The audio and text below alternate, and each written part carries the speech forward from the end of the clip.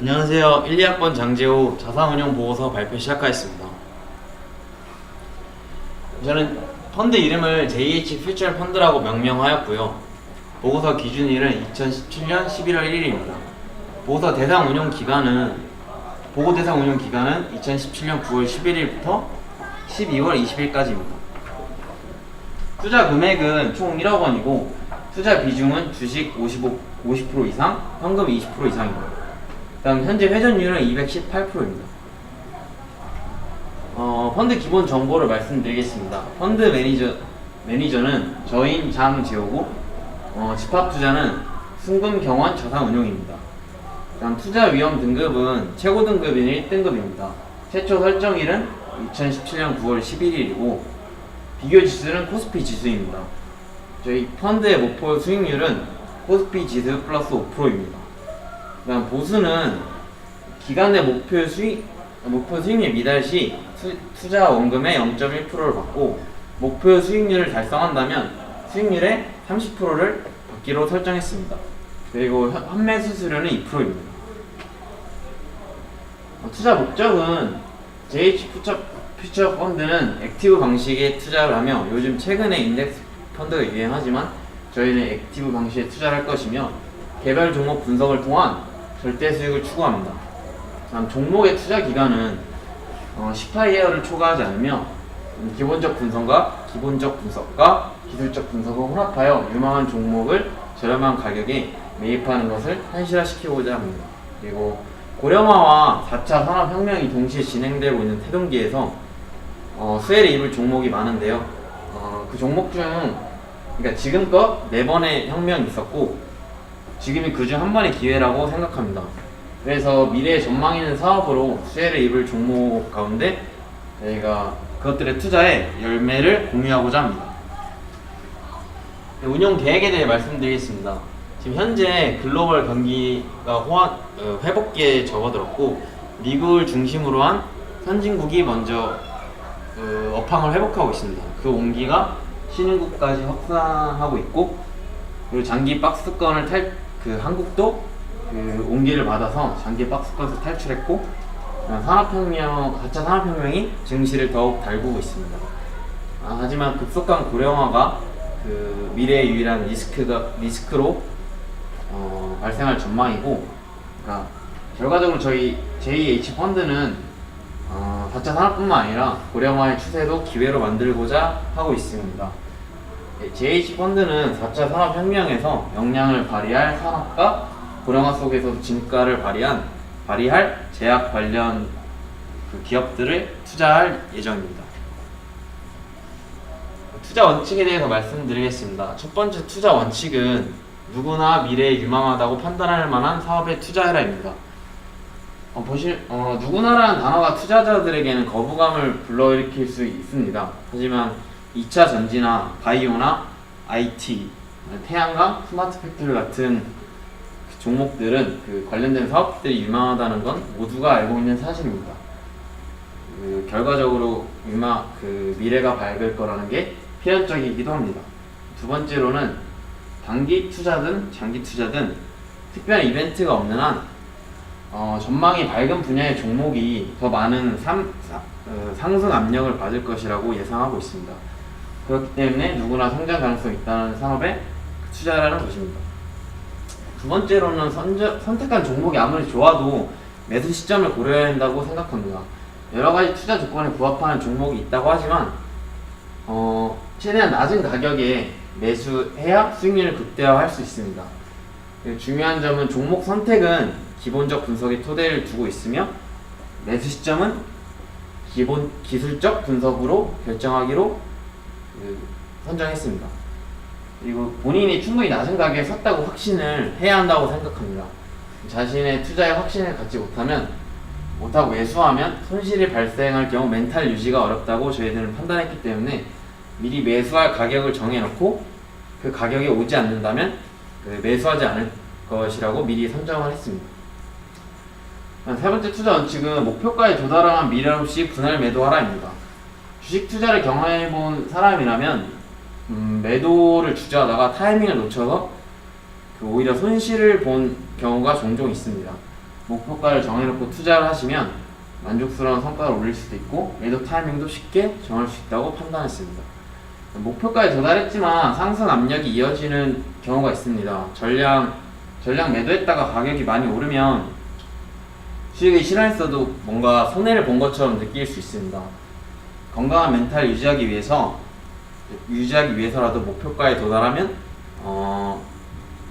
그 분량을 나눠서 분할 매도하는 방식이 정석이라고 저희는 생각합니다. 네 번째는 기준에 맞는 재무 구조를 갖춘 기업에 투자하라입니다.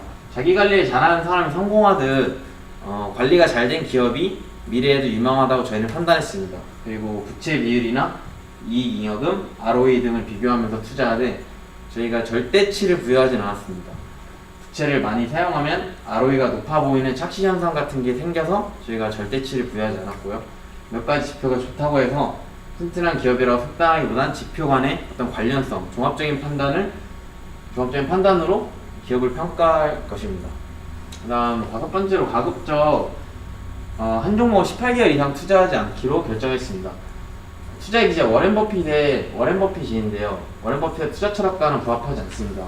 좋은 종목에 장기 투자하는 것이 수익률을 극대화할 수 있는 방법이지만 저희들은 지속적으로 리서치를 해야 하는 사람들이기 때문에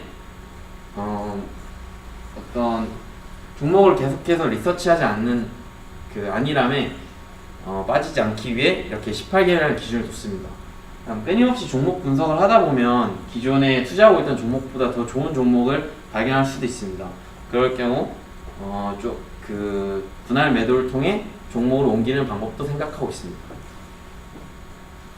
그리고 투자가라면 기회비용을 언제나 생각해야 하기 때문에 더욱 18개월이라는 그 기간에 의미를 두고 있습니다. 마지막 투자 원칙으로 손절을 확실히 해라인데요. 차익 실현만큼 손절하는 과감 결단도 투자에서 중요하다고 생각합니다. 장기간 투자하면 어차피 올라갈 종목이라는 막연한 믿음은 오히려 손실만 키울 뿐이라고 생각합니다. 투자가는 수익의 목적을 가지고 있고 기회비용을 아주 의미 있는 것이라고 항상 마음속에 지녀야 한다고 생각합니다.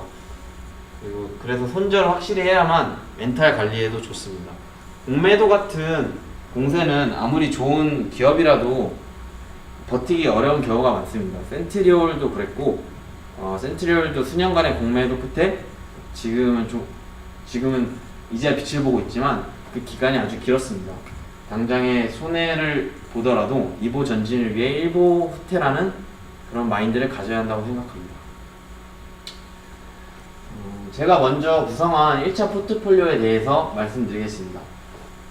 종목은 유비케어입니다. 9월 15일부터 9월 26일 기간에 분할 매수를 했으며 총 12,000주, 평균 단가는 3,921원입니다. 펀드 내 비중은 74.5%로 아주 공격적인 투자를 했습니다.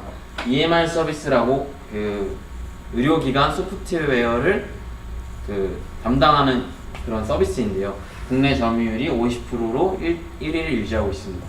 헬스케어 분야로 사업을 확장했고요. 부채 비율이 50%임에도 ROE가 두 자릿수 이상입니다. 그리고 시장 규모가 매년 5%씩 성장하는 아주 유망한 그런 산업이고요. 의료 예약 서비스 점유율 1위 앱인 똑딱을 인수해 그 사업 다각화도 진행하고 있습니다. 손실액이 10%가 넘어서 안타깝게도 손실액이 10%가 넘어서 미리 정했던 손절서까지 왔기 때문에 10월 25일에 전량을 매도하는 결과를 나왔습니다. 일단 1차 포트폴리오의 자산 구성 비율은 현금이 26%고 주식이 74%였습니다. 그리고 유비케어를 처음 매수한 날 1.7%의 수익을 기록했지만 꾸준히 떨어져서 손실을 받고 마이너스 10.51%에 이르렀습니다. 그 다음 포트폴리오 수익률은 마이너스 7.8%에 머물렀습니다.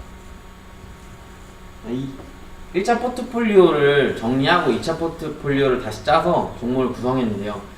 첫 번째 종목이 SK텔레콤입니다. 10월 25일에 100주를 매수했으며 평균 단가는 26만 3,240원입니다.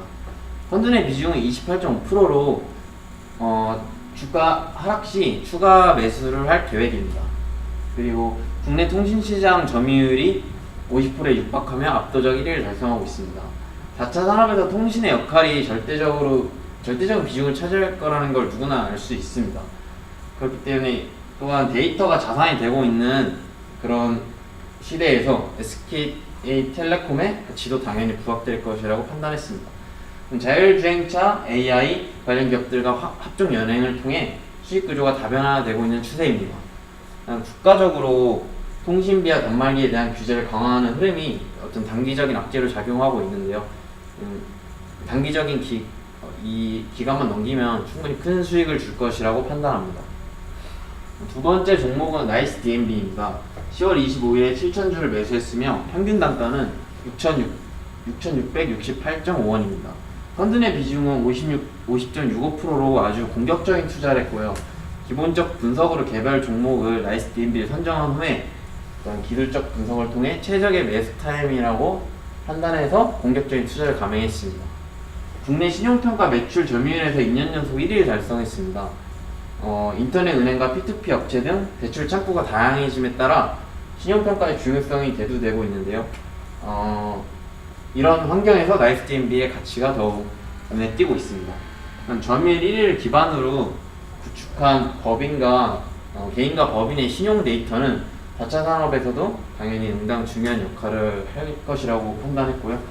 PER과 PBR은 현재 기업 밴드에서 하단에 위치하고 있으며 3년 연속 ROE가 15% 이상이고 부채 비율이 30% 이하라는 좋은 재무 구조를 갖고 있습니다. 2차 포트폴리오의 구성 비율은 현금이 21%, SK텔레콤이 28%, 나이스 DNB가 51%를 차지하고 있습니다. 다음 나이스 DNB는 첫날 3.47%를 기록한 후에 현재 11월 1일 현재 8.27%의 아주 좋은 수익률을 기록하고 있습니다. SK텔레콤은 1.43%에서 마이너스 2.18%까지 떨어졌지만 현재 0.1%의 그냥 본전 정도인 수익률을 기록하고 있습니다.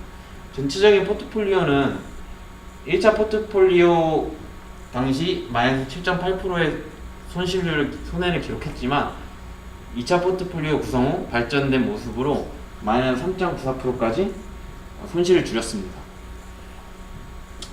투자 기간 내 포트폴리오 수익률에 대해서 말씀드리겠습니다.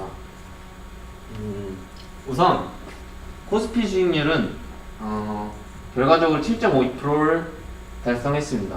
다음 저희 목표 수익률이었던 코스피 지수 플러스 5% 수익률인 12.52%에 한 15% 정도 대략 뒤진 상태를 보이고 있습니다. 일단 기본적으로 포트폴리오 수익률이 코스피 수익률보다 약 10% 정도 뒤지기 때문에 아주 저조한 성과를 기록하고 있는 상황입니다. 시장이 꾸준히 오름세를 보였던 구간에서 오히려 손실이 확대돼서 좀 아쉬운 면이 있었습니다. 그리고 회전율은 현재 218%를 달성하고 있습니다. 투자 원칙에 의거한 저희 포트폴리오에 대한 투자 평가를 하겠습니다. 일단 유비케어는 의료 소프트웨어 헬스케어 사업을 하는 미래가 유망한 분야의 기업이라 저희 투자 원칙에 맞았고요. 단기적으로 주가가 하락할 가능성이 충분했지만 성급하게 비중을 늘렸기 때문에 두 번째 투자 원칙에는 위배되고 있습니다.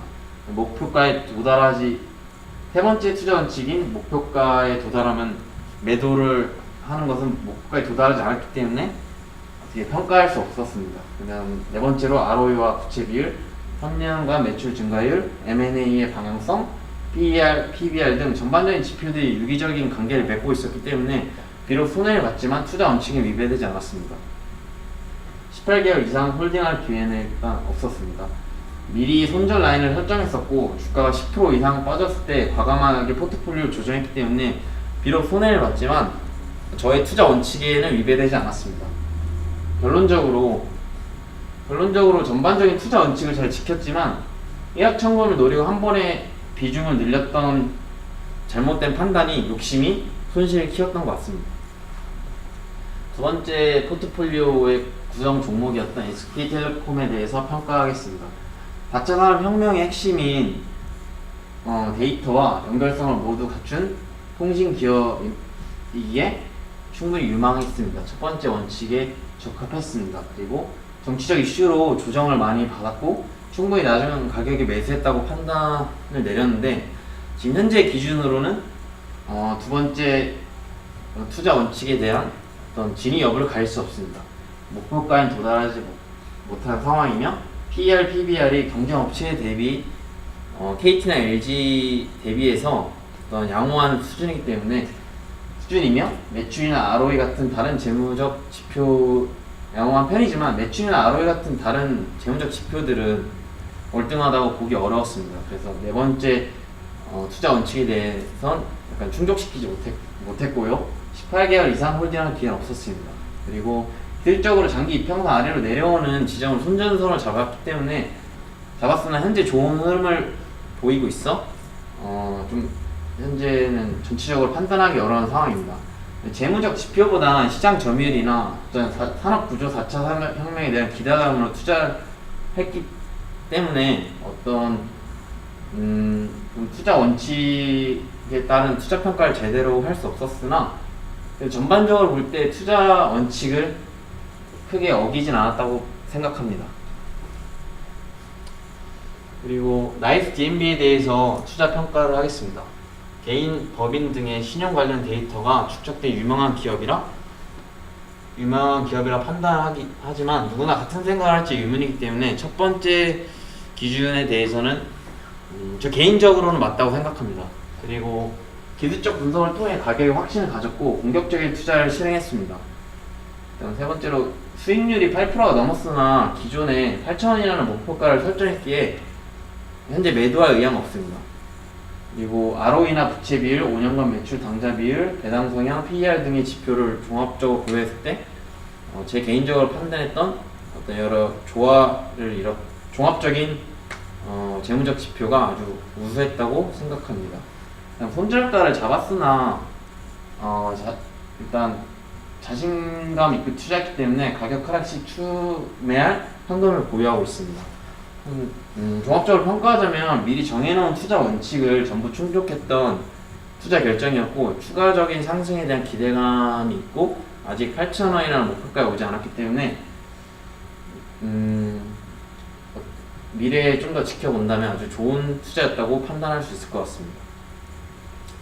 마지막으로 개선점과 느낀 점에 대해서 말씀드리겠습니다. 포트폴리오를 만들어 보니 투자함에 있어서 감정이 얼마나 영향을 미치는지 이번에 절실하게 깨달았습니다. 머리를 차갑고 냉정하게 유지하려면 비중 조절에 노력을 기울이고 자신감이 없다면 분산 투자를 해야 한다는 어떤 개선점을 얻었습니다. 기존에 유비케어라는 종목을 좀 잘못 판단해서 한 번에 70% 이상의 비중을 뒀는데요. 그걸로 인해서 아주 좋은 교훈을 얻었습니다. 두 번째로는 얕은 지식으로 성급하게 판단했고 분할 매수라는 기본적 원칙도 지키지 못했었습니다. 자신감 양날의 검이기 때문에 자신감을 어떻게 바꿔 말하면 자만감도 될 수 있는데요. 그 자만감도 갖고 있기 때문에 언제나 분할 매수라는 기본적인 투자 원칙을 개인의 투자 원칙을 정해서 정확히 그거를 기계적으로 맞추는 어떤 감이 아닌 어떤 정량적 분석을 통해 기계적으로 투자해야 된다는 그런 것을 느꼈습니다. 그 다음 세 번째로는 여러 재무 지표들을 참고하여 종목을 선정했지만 종합적으로 판단할 뿐 절대적 기준을 세우지 못했습니다. 여러 재무 지표들을 그 의미 있는 재무 지표들은 많기 때문에 자신만의 기준을 만들어 수치화할 필요가 있다고 절실하게 느낀 모의 투자였습니다. 그 다음 네 번째로는 코스피 플러스 5%라는 무모한 목표가 제 투자 판단을 흐리는 것을 직접 목격했습니다. 그래서 결국 결과적으로 투자 비중을 무너뜨렸고요. 그래서 앞으로는 무모한 목표는 욕심을 부르고 판단력을 잃을 수 있기 때문에 목표가를 설정해 두는 건 좋지만 근거가 있고 지나친 욕심을 어떤 경계하는 그런 점을 이제 개선하게 된 것 같습니다. 다음 종합적으로 어떠한 경우에도 투자를 할 때 머리를 차갑게 유지하며 미리 설정해둔 원칙에서 벗어나지 않게 투자해야 한다고 느꼈고 감정이 이성을 지배하는 순간 투자는 산으로 간다는 사실을 깨달았습니다. 깨달았고 그것을 미리 예방할 수 있다고 저는 생각합니다. 앞으로 발표 마치겠습니다. 감사합니다.